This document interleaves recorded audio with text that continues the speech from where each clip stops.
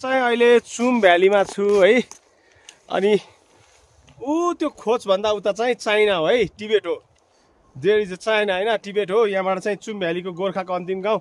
यहाँबाट चाहिँ हामी उता सहर काठमाडौँ अथवा धादिङ जानुभन्दा पनि यता धेरै सजिलो पर्दो रहेछ।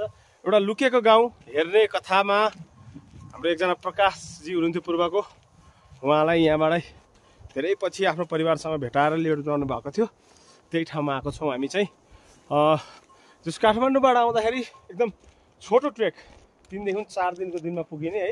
हेर्नुहोस् भ्याली कति ठुलो छ, एकदम ठुलो भ्यालीहरू छ। उस्तै पऱ्यो भने यहाँ लुक्लाबाट प्लेन उडा भन्दा यहाँबाट बरु हो सन्तोष मजाले सकिन्छ नि त एयरपोर्ट बनाउन। मजाले त्यो खोज लान मिल्छ है एकदम। अब हुन त यहाँ त्यति धेरै बस्ती छैन होइन। अब यो हिमाल भनेर नजिकै ठुलो हिमाल भएको ठाउँ होइन। उता चाहिँ मनासलु सर्किट रहेछ त्यो हो। र म यता अपोजिटबाट देखाउँछु, हेर्न सक्नुहुन्छ है कत्रो गराहरू।